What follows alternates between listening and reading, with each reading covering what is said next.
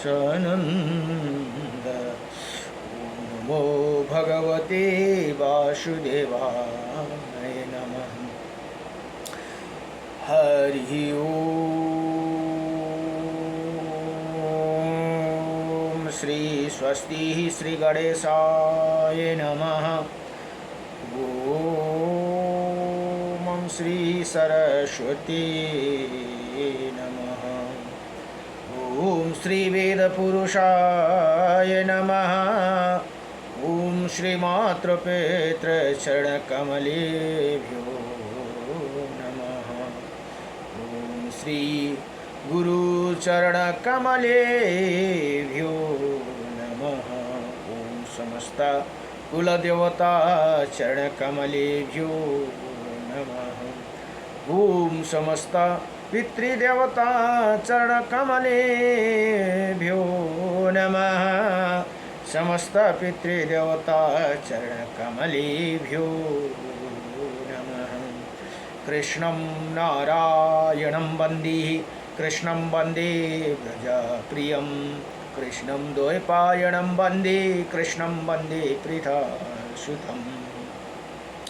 वासुदेवं सुतदेवकं सचारुणमर्दनं। देवकी परमानन्दं कृष्णं वन्दे जगद्गुरुं। मुकुं करोति वाचालं पंगुं लंघयति गिरिं। यत्कृपातमहं वन्दे परमानन्दमाधवम्। कस्तूरितिलकं ललाटपटले वक्षो स्थूले कौस्तुभं। नासाग्रवरमौक्तिकं करतले वेणुकरे कङ्कणम्। सर्वज्ञहरिचन्दनसुललितं कण्ठे च मुक्तं बले।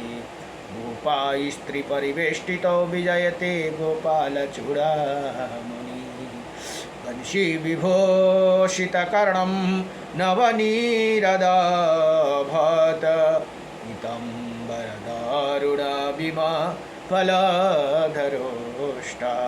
पूर्णेन्द्रसुन्दरमुख अरविन्द्रनेत्रात्। कृष्णात् परं किमपि तत्त्वमहं न जाने। सच्चिदानन्दरूपायं विश्वोत्पत्यादिहेतवे। त्रपत्राय विनाशायं श्रीकृष्णाय वयं नमः। कृष्णाय वासुदेवाय हरये परमात्मने प्रणतक्लेशनाशाय गोविन्दाय नमो नमः। जय जय श्री राधे मेरी स्वामिनी। मैं राधे जू की दास। जन्म जन्म दीजियो मोहे श्री चरण को बास।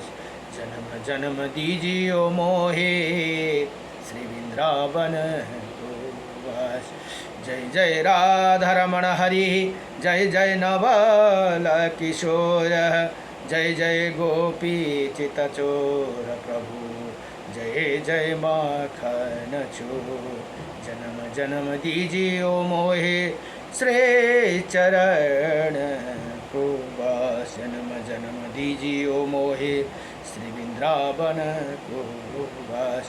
नारायणं नमस्कृत्यं नरं चैव नरोत्तमं।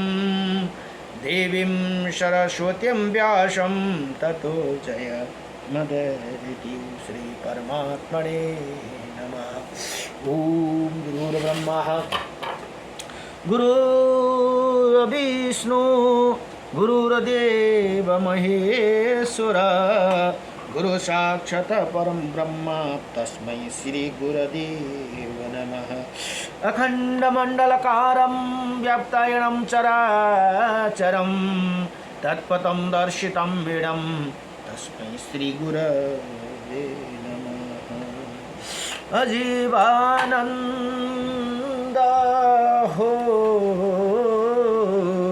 अजीवानंद औसा गुरु को दरबारमा अजीवानन्द आउँछ हो गुरुको चरणमा। सुख छैन छैन यो स्वार्थी संसारमा आउँछ आनन्द गुरुको दरबारमा आउँछ आनन्द गुरुको दरबारमा। गुरुको चरणमा गङ्गा यमुना सरस्वती नित्य बसिन्।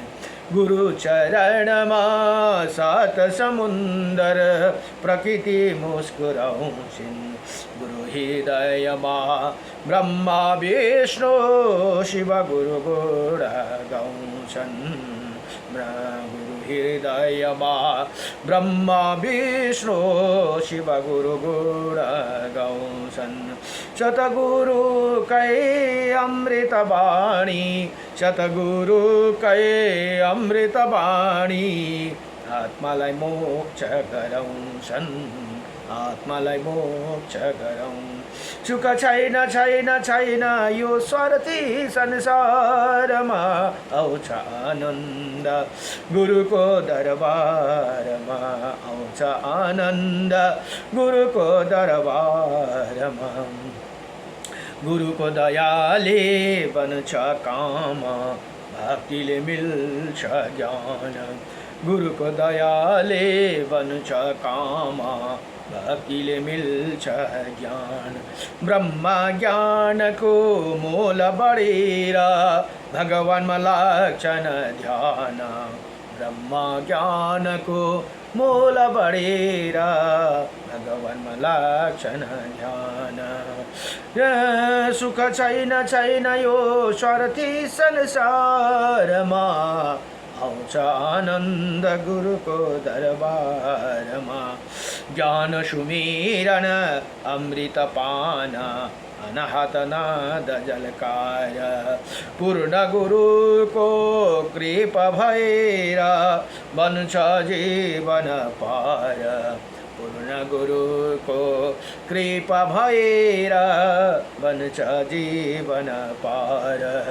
सुख छैन छैन छैन यो स्वार्थी संसारमा छ आनन्द गुरुको दरबारमा।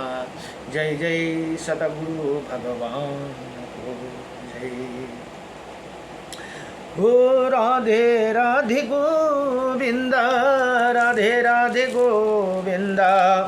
र यहाँ यो स्तोत्रवलीमा एउटा महत्त्वपूर्ण स्तोत्र छन्। श्री विष्णु अष्टविंशति नाम स्तोत्रम भनेर अर्जुनले भगवान कृष्णसँग प्रश्न गर्नुहुन्छ।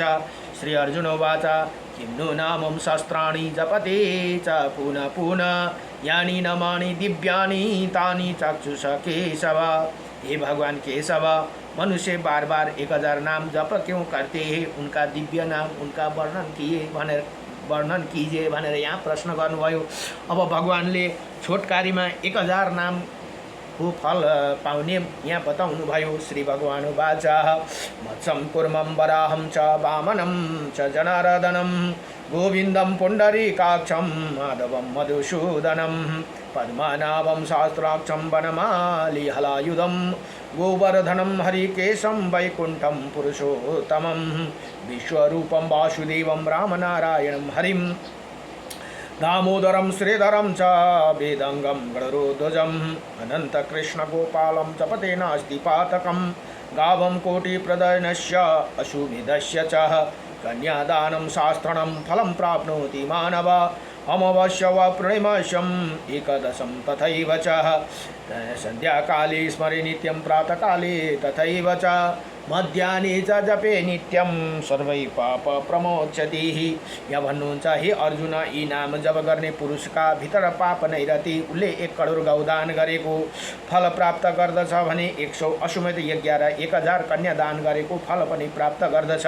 औँसीमा पूर्णिमा तथा एकादशी तिथिको नव प्रतिदिन स्वयं भनेको बेलुका, प्रात भनेको शुभ एवं मध्याह्न भनेको दिउँसो यिन समय यिन नाम स्मरणपूर्वक जप गर्नेवाला पुरुष सम्पूर्ण पापदेखि मुक्ति हुन्छन् भनेर यहाँ बताउनुभयो।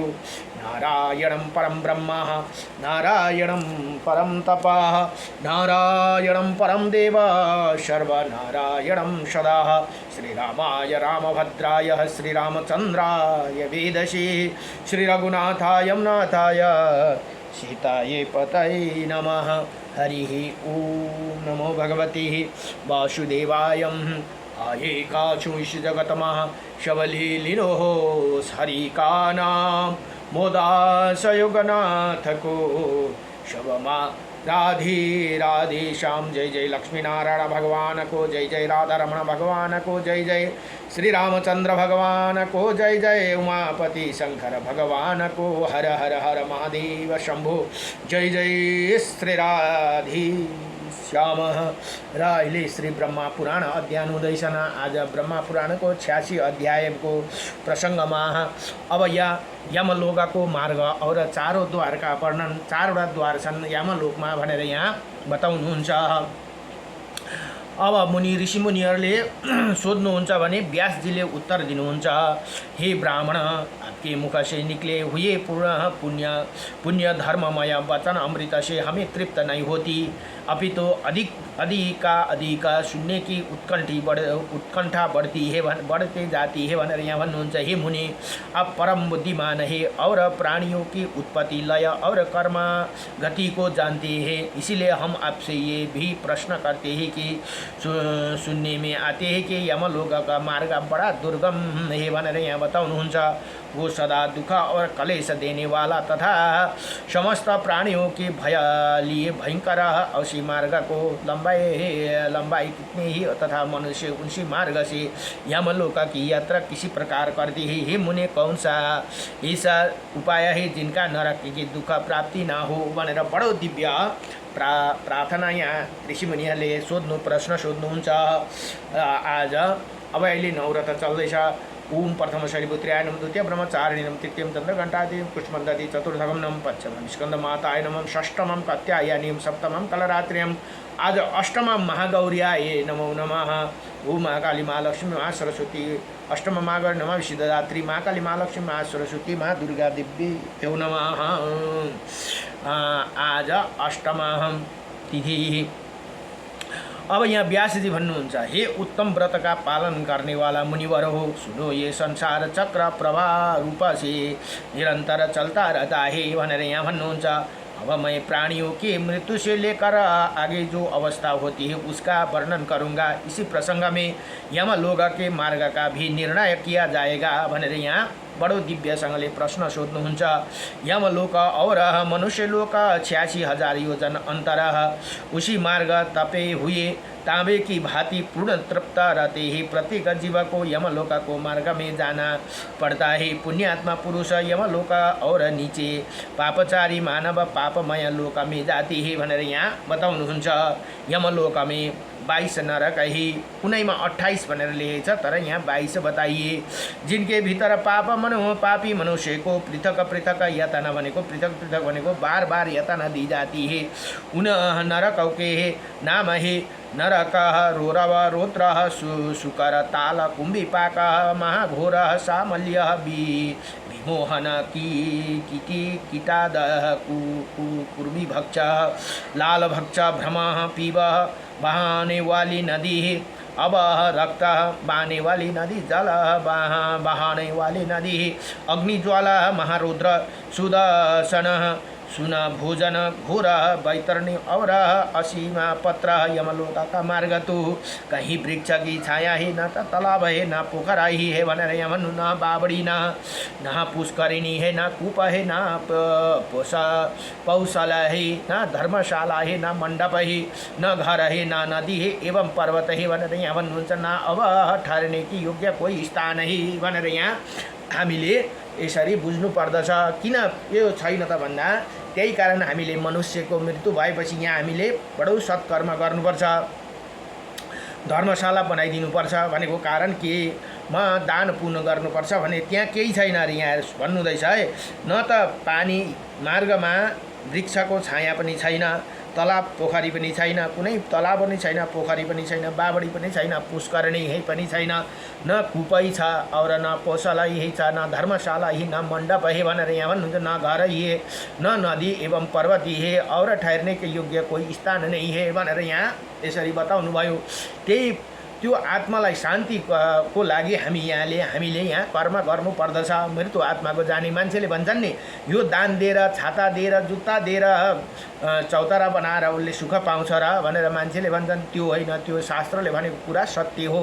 त्यहाँ बाटोमा केही छैन, त्यसको लागि त्यो सबै सुविधा ती आत्माले पाउनका लागि हामीले यहाँ कर्म गर्नुपर्दछ। जहाँ अत्यंत कष्टों में पड़ा हुआ थका मदा जीवा विश्राम कर सके, उसी मान पत्थर पर पथ पर सब पापियों की निश्चय ही जाना पड़ता है भनेर यहाँ भन्नुहुन्छ। अब जीविका यही जितना आयु नियत है, उसका भोग पूरा हो जाने पर इच्छा न रहते हुए भी उसे प्राणों को त्याग करना पड़ते ही भनेर यहाँ भन्नुहुन्छ। जल अग्नि विष क्षुधा रोग अथवा पर्वत से गिरने आदि किसी भी नियमित को लेकर देहधारी जीव की मृत्यु होती है भनेर यहाँ भन्नुहुन्छ। अब 5 भूतों से बने हुए इसी विशाल शरीर को छोड़कर जल अग्नि वायु आकाश र पृथ्वी, ये 5वटा चीजले हाम्रो बनेको शरीर यहाँ छोडेर आप कर्म अनुसार यातना भोग्ने की योग्य दूसरा शरीर धारण करना पड़ता है भनेर यहाँ भन्नुहुन्छ। उसे सुख और दुख भोगने के लिए सुदृढ़ शरीर का प्राप्ति होती है। पापचारी मनुष्य उसी देह से अत्यंत कष्ट भोगते हैं भनेर यहाँ भन्नुहुन्छ। और धर्मात्मा मनुष्य प्रसन्नतापूर्वक सुख का भागी होते हैं भनेर यहाँ बताउनु भयो। शरीर में जो गर्मी या पीत है वही तीव्र वायु से प्रेरित होकर जब अत्यंत कुपित हो जाते हैं तथा उसी समय बिना ईंधन के ही उदित हुई अग्नि की भांति बढ़कर मर्म स्थान को विदीर्ण कर देते हैं भनेर यहाँ बताउनुहुन्छ। तत्पश्चात उदाहरण नामक वायु पर की ओर उड़ता है और खाए पिए हुए अन्न जल के नीचे और जाने से रोक देते हैं। उस आपत्ति की अवस्था में भी उसको प्रसन्नता रहती है, जिसे पहले जल अन्न एवं रस का दान किया है भनेर यहाँ। अब नमरिकनै यो सब हामीले कर्म गरेका छौँ भने त्यो हामीलाई माथि दुःख हुँदैन भनेर यहाँ बताउनुहुन्छ। के भन्दा जल जुन अक्षय तृतीयामा जल दानको बडो ठुलो महत्त्व छ। अन्न दान गर्नु एवं रस का दान, कुनै रस चीज़हरू जो के दान किया, जिसी पुरुष ने श्रद्धा से पवित्र किए हुए अंतकरण के द्वारा पहले अन्न दान किया है, वही उसी रुगण अवस्था में अन्न के बिना ही तृप्त लाभ करते ही भनेर यहाँ त्यो अन्न हामीले दान गरेको छौँ भने भोक लाग्दाखेरि त्यही दानको द्वारा तृप्त हुन्छ भनेर यहाँ बताउनुहुन्छ। अब जिसे कभी मिथ्या भाषण नहीं किया, दो प्रेमियों की पारस्परिक प्रेम को बाधा नहीं डाली तथा जो आस्तिक और श्रद्धालु वो सुखपूर्वक मृत्यु को प्राप्त होते हैं भनेर यहाँ बताउनुहुन्छ। जो देवता और ब्राह्मणों को पूजा में संलग्न रहते हैं, किसी की निंदा नहीं करते, उसी सात्विक उदार और लज्जाशील होता है, ऐसे मनुष्य को मृत्यु के समय कष्ट नहीं होते भनेर यहाँ बताउनुहुन्छ। मृत्यु पनि सजिलैसँग हुन्छ भनेर यहाँ बताउनुहुन्छ। जो कामना से, क्रोध से अथवा देश के कारण धर्म का त्याग नहीं करता, शास्त्रोक्त का अज्ञान का पालन करने वाला तथा सौम्य होते हैं, उसकी मृत्यु भी सुख से होती है। जिन्होंने कभी जल का दान नहीं किया, वो मनुष्य की मृत्यु काल उपस्थित होने पर अधिक जलन होती है भनेर यहाँ बताउनु भयो। तथा अन्न दान न करने वाला उसी समय भूखा का भारी कष्ट भोगना पड़ता है। जो लोग जाड़ों के दिनों में लकड़ी दान करते हैं, वो सीता के कष्टों के जीत लेते हैं। जो चंदन दान करते हो वो ताप पर विजय पाते हैं तथा जो किसी भी जीवों का उद्वेग नहीं पहुँचाते हैं, वो मृत्यु काल में प्राणघातिनी कलेशमय वेदना का अनुभव नहीं करते भनेर यहाँ भन्नुहुन्छ। ज्ञानदाता पुरुष मोह पर और दीपदान करने वाला अंधकार पर विजय पाते हैं। जो झूठी गवाही देते हैं, झूठ बोलते हैं, अधर्म का उपदेश देता है और वेदों का निंदा करता है, वो सब लोग मूर्छा ग्रसित होकर मृत्यु को प्राप्त होते हैं भनेर यहाँ बडो दिव्यसँगले यस्तो कुरा बताउनुभयो। यही से लोग मृत्यु के समय यमराज के दुष्ट दूत हाथों में हथौड़ी एवं मुर्दर ले आते हैं और बड़े भयंकर होते हैं और उनकी देह दुर्गंध निकलती रहती है। उन्हें यमदूतों पर दृष्टिपात पड़ते ही मनुष्य कांप उठता है और भ्राता माता तथा पुत्रों का नाम लेकर बारंबार चिल्लाने लगती है। उसी समय उसकी वाणी स्पष्ट समझ में नहीं आती, एक ही शब्द एक ही आवाज ही जान पड़ती है भनेर यहाँ बताउनुहुन्छ। यो मरण संज्ञाको टाइमको कुरा यहाँ भन्नुहुन्छ। भय के मारे ही रोगियों की आँखें झुमने लगती है और उसका मुख सूख जाती है। उसी सांस ऊपर की उठने लगती है और दृष्टि की शक्ति भी नष्ट हो जाती है। फिर वो अत्यंत वेदना से पीड़ित होकर उसी शरीर को छोड़ देते हैं भनेर यहाँ बताउनुभयो। और वायु के सहारा चलता हुआ वैसे ही दूसरा शरीर धारण कर लेता है, जो रूप रंग और अवस्था में पहले शरीर ये समान होते, वही शरीर माता पिता के गर्भ से उत्पन्न नहीं कर्म जनित होते हैं भनेर यहाँ बताउनुभयो। और यातना भोगने के लिए ही मिलता है, उसी से यातना भोगने पड़ती है। तदंतर यमराज के दूत शीघ्र ही उसे दारुण पास में बांध लेती है। मृत्यु काल आने पर जीव को बड़ी वेदना होती है भनेर यहाँ बताउनुहुन्छ, जिसका वो अत्यंत व्याकुल हो जाते हैं। उसी समय सब भूतों से उसके शरीर का संबंध टूट जाती है, प्राणवायु कंठ तक आ जाती है। फिर जीव शरीर में निकलते समय जोर जोर से रोता है। माता पिता भाई मामा स्त्री पुत्र मित्र और गुरु सबसे नाता टूट जाते हैं। सभी संगी संबंधी नेत्रों आंसू भरे दुखी होकर उसे देखते रह जाते हैं भनेर यहाँ यसरी बताउनुहुन्छ। और वो अपने शरीर को त्याग कर यमलोका के मार्ग पर वायु रूप होकर चले जाते हैं। वायु को रूप भनेको सूक्ष्म शरीर एकदम वायु को जस भएर शरीर धारण गरेर त्यहाँबाट यमलोकाको बाटो जान्छन् भनेर यहाँ भन्नुहुन्छ।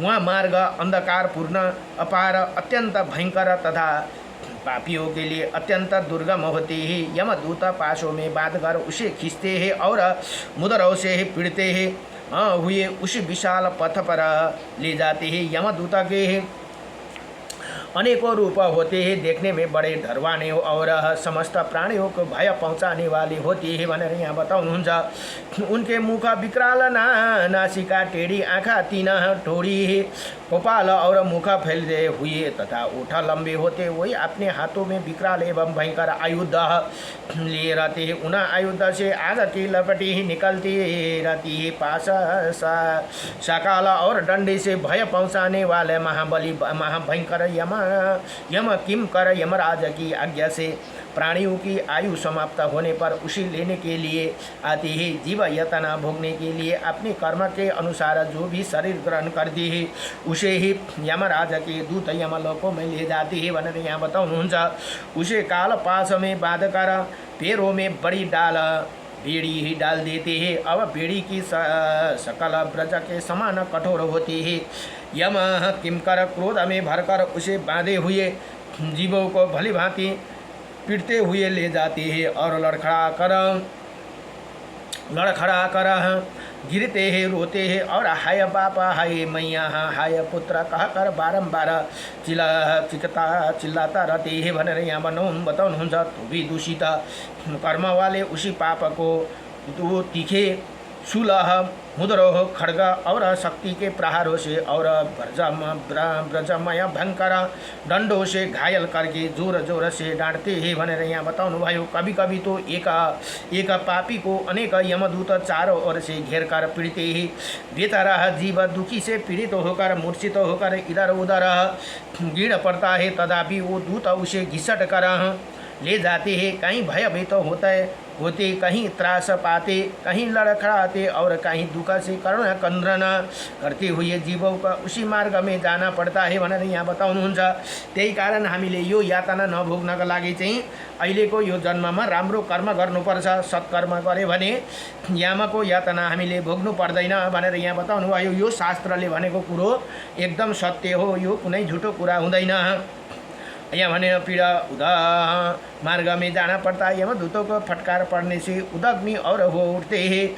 अब और भय विहल कांपते शरीर दौड़ने लगते हैं। मार्ग पर कई कांटे बिछे होते हैं और कुछ दूर तक तापी हुई बालू मिलती है। जिन मनुष्य को दान नहीं किया वो उसी मार्ग पर जलते हुए पैरों से चलते हैं। जीव हिंसक मनुष्य सब और मेरे मरे हुए बकरियों की लाश पड़ी होती है और जिनके जली और फटी हुई चमड़ी से मेद और रक्त की दुर्गंध आती है।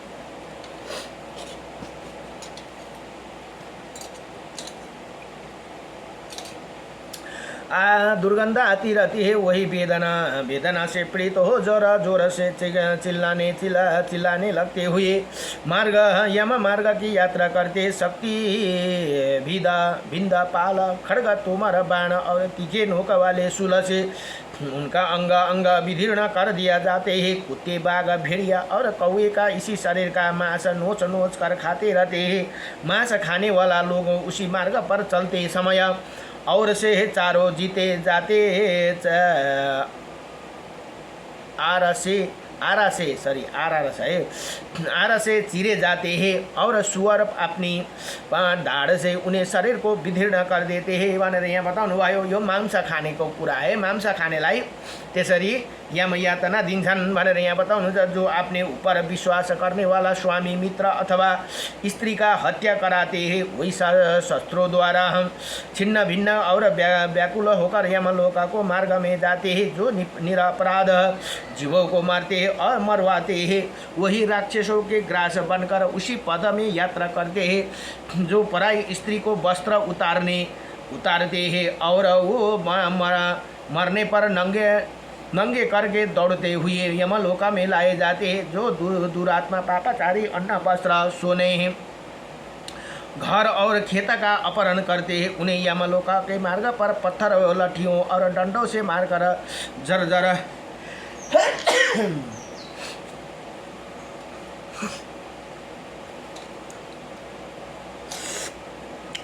कर दिया जाता है और अपने अंग प्रत्यंग से प्रचुर रक्त बहाते हुए यमलोक में जाते हैं। जो निराधाम नरक की परवाह ना करके इसी लोक में ब्राह्मण का धन हड़प लेता है। वे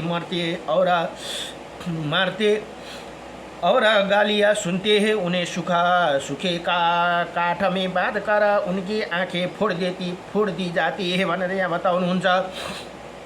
नाक कान काटे लिए जाते हैं। फिर उनके शरीर में पीप और रक्त पोत दिया जाते हैं तथा काल के समान गिद्दा और गिद्दिड़ उनके नोच कर खा लेते हैं भनेर यहाँ बताउनु। खाने लगते हैं भनेर यहाँ बताउनु। इसी दशा में भी क्रोध में भरे हुए भयानक यमदूत उसे पीड़ते हैं और उन्हें चिल्लाते हुए यमलोका के पथ पर अग्रसर होता है भनेर यहाँ यसरी बताउनुहुन्छ। अब इसी प्रकार ये मार्ग बड़ा ही दुर्गम है। अग्नि के समान प्रज्वलित उसी रोरब जीवों को रुलाने वाला कहा गया है। नीचे ऊंची भूमि से युक्त होने के कारण मानव मात्र के लिए अगम्य है। तपाए हुए तांबे की भांति उसका बढ़ना है। वहाँ आग की चिंगारियों और लपेटे दिखाई देती है। वहाँ मार्ग कंटकों से भरा हुआ शक्ति और ब्रज आदि आयुध में व्याप्त है। ऐसे कष्टप्रद मार्ग पर निर्दय यमदूत जीवों को घसीटते हुए वो ले जाते हैं और उन्हें सब प्रकार के अस्त्र शस्त्रों से मारते रहते हैं।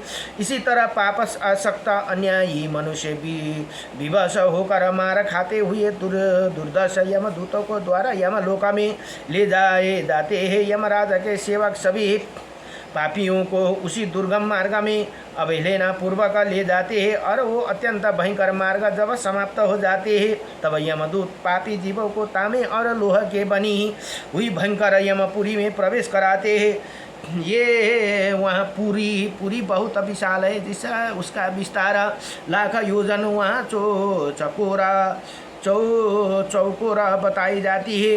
उसके 4 सुंदर दीवार, उसकी 4 दीवारी सोने की बनी है। उसे 10,000 योजन ऊंची है। यमपुरी के पूर्व द्वार बहुत है, पूर्वपट्टि का द्वार बहुत सुंदर है। वहाँ फराती हुई सैकड़ों पताकाएं उसी शोभा बढ़ती है, और नीले पुखराज और मोतियों से वो द्वार सजाए जाते हैं। वहाँ गंधर्व और अप्सराओं से गीत और नृत्य होते रहते हैं। उसी द्वार से देवताओं का, ऋषियों का, योगियों का, गंधर्व, सिद्धि, यक्षों और विद्याधरों का प्रवेश होते हैं। उसी नरक का उत्तर द्वार, अब अर्कोपट्टि उत्तरपट्टि, घंटा, छत्र, चमर तथा नाना प्रकार के रत्नों से अलंकृत वही बीड़ा और वेणु की मनोहर ध्वनि गूंजती रहती है। गीत, मंगल गान तथा ऋग्वेद आदि सुमधुर शब्द होते रहते हैं। वहाँ महर्षियों का समुदाय शोभा पाते हैं, और उसी द्वार से उनका पुण्यात्मा का प्रवेश होते हैं। जो पुण्यात्मा छ त्यो चाहिँ त्यस्तो द्वारबाट भित्र जान पाइन्छन् भनेर यहाँ बताउनुहुन्छ।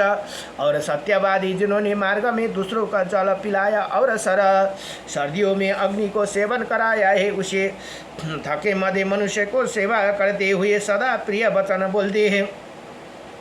जो दाता शूर और माता पिता के भक्त तथा जिन्होंने ब्राह्मणों की सेवा और अतिथियों को पूजन किया है, उन्हें उधर द्वार से ही पुरी में प्रवेश होते हैं। उत्तर द्वारदेखि नै त्यस्ता पुरुषलाई बडो दिव्यसँगले त्यहाँबाट प्रवेश गराउँछन् भनेर यहाँ बताउनुहुन्छ। अब यमपुरीको पूर्व र उत्तर भए। अब पश्चिम महाद्वार भांति भांति के रत्नों वशीभूत और विचित्र मणियों से श्रेणियाँ बनी है। देवता उसी द्वार की शोभा बढ़ाती रहते हैं। वहाँ भेरी, मृदंग, शंख आदि विद्याओं बाधाओं का ध्वनि हुआ करती है। सिद्धियों का समुदाय सदा हर समय भरकर उसी द्वार पर मंगल गान करते रहते हैं। मनुष्य भगवान शिव की भक्ति में संलग्न रहते हैं।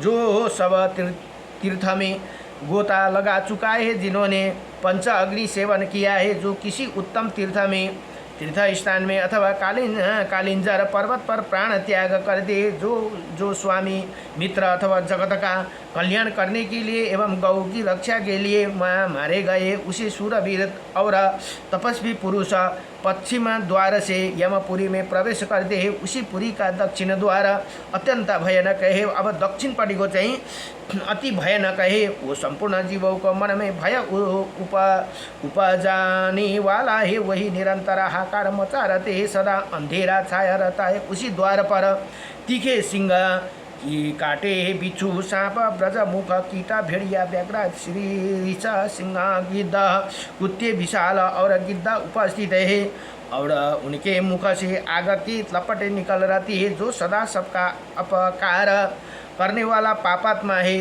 उनका उसी मार्ग से पुरी में ही प्रवेश होते हैं। जो ब्राह्मण, गौ बालक, वृद्ध, रोगी, शरणगत, विश्वासी, विवासी, स्त्री, मित्र और निहत्थे मनुष्य की हत्या करता है, अगम्य स्त्री के साथ संभोग करते हैं, दूसरे के धन का अपहरण करता है, वो धरोहर हड़प लेते हैं, दूसरों को जहर देता है और उनके घरों में आग लगाते हैं, पराई भूमि, गृह, सैया, वस्त्र और आभूषण चोरी करता है, दूसरों को छिद्र देखकर उनके प्रति क्रूरता व्रताप करता है, सदा झूठ बोलते हैं, ग्राम, नगर तथा राष्ट्र को महान दुख देते, वो झूठी गवाही देता है, कन्या बेचता है, भक्षण करता है, पुत्री और पुत्र वधु के साथ समागम करता है, माता पिता को कटु वचन सुनाते तथा अन्य प्रकार के महापातकों को संलग्न रहते हैं। वो सब दक्षिण द्वार से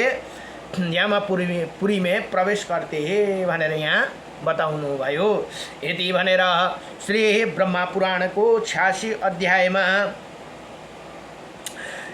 अध्यायमा यमलोक के मार्ग और चारों द्वार का वर्णन यहाँ पूरा भयो। नमो भगवते वासुदेवाय कृष्णाय वासुदेवाय हरे परमात्मने नमः प्रणत क्लेशनाशाय गोविंदाय नमो नमः। श्री कृष्ण गोविंद हरे मुरारी हे नाथ नारायण वासुदेवम पितुमातु स्वामी सखा हमारे हे नाथ नारायण वासुदेवम श्री कृष्ण गोविंद हरे मुरारी हे नाथ नारायण वासुदेवं नमो भगवते वासुदेवाय नमः।